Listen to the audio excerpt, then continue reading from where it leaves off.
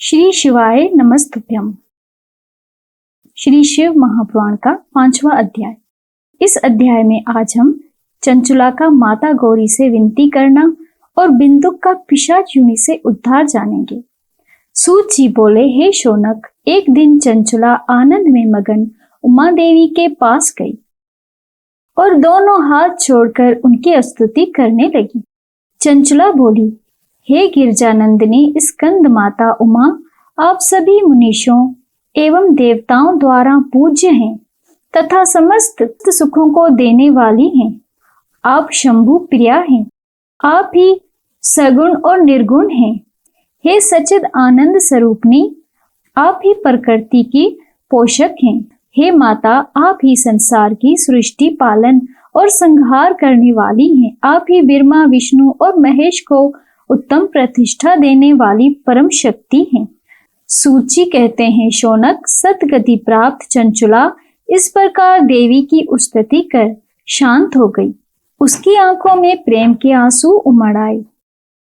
तब शंकर प्रिया भक्तवत्सला उमा देवी ने बड़े प्रेम से चंचुला को चुप कराते हुए कहा, सखी चंचुला, मैं तुम्हारी स्तुति से प्रसन्न हूँ।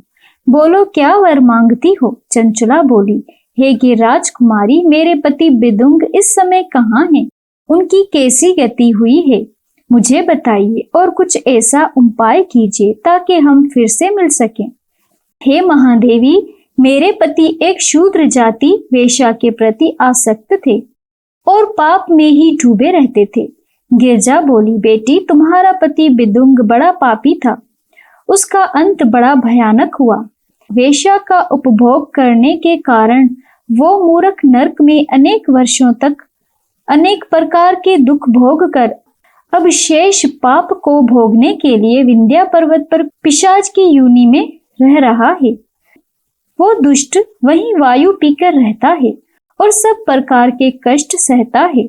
सूची कहते हैं, शौनक, गौरी देवी की ये बात सुनकर चंचुला अत्यंत दुखी हो गई।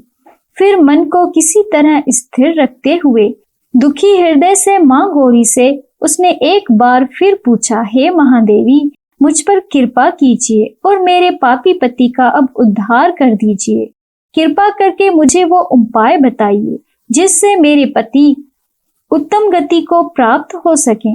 गौरी देवी ने कहा, यदि तुम्हारा पति बिदुंग शिव पुराण की पुण्यमयी उत्तम कथा सुने तो वो उस दुर्गति को पार करके उत्तम गति का भागी हो सकता है।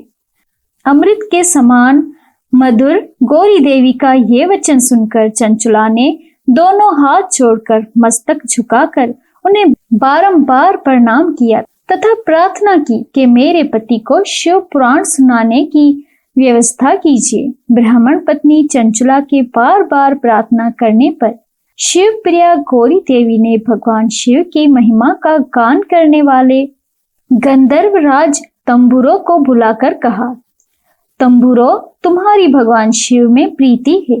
तुम मेरे मन की सभी बातें जानकर मेरे कार्यों को सिद्ध करते हो। तुम मेरी इस सखी के साथ विंध्या पर जाओ।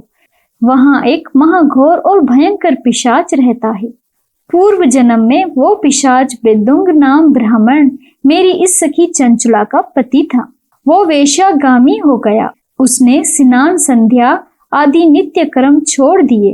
क्रोध के कारण उसकी बुद्धि भ्रष्ट हो गई। दुर्जनों से उसकी मित्रता तथा सज्जनों से द्वेष बढ़ गया था। वो अस्त्र शस्त्र से हिंसा करता, लोगों को सताता और उनके घरों में आग लगा देता था।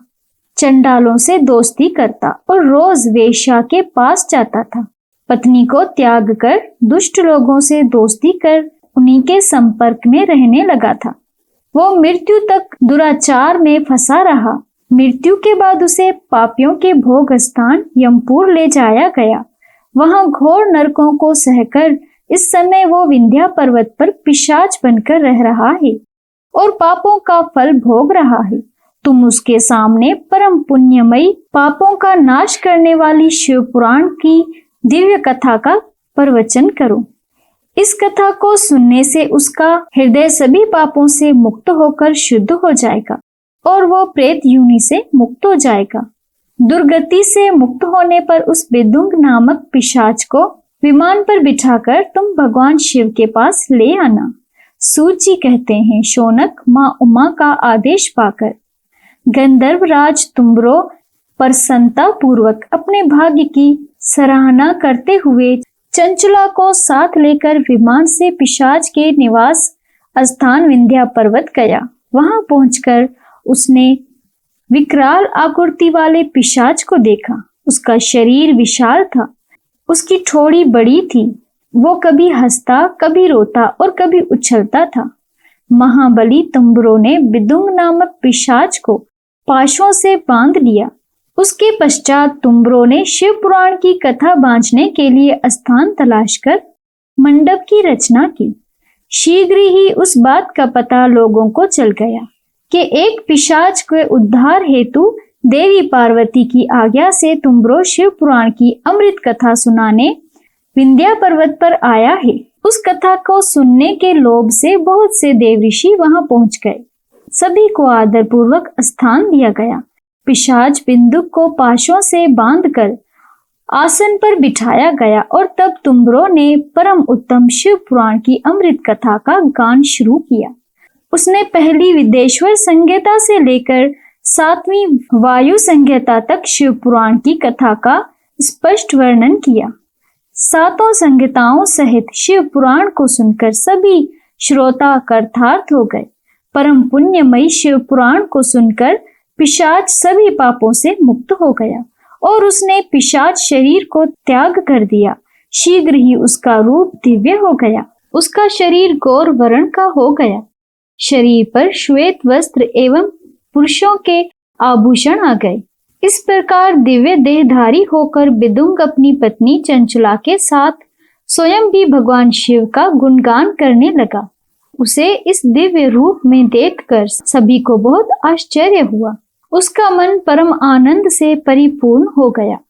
सभी भगवान महेश्वर के अद्भुत चरित्र को सुनकर कृतार्थ हो उनका यशोगान करते हुए अपने अपने धाम को चले गए।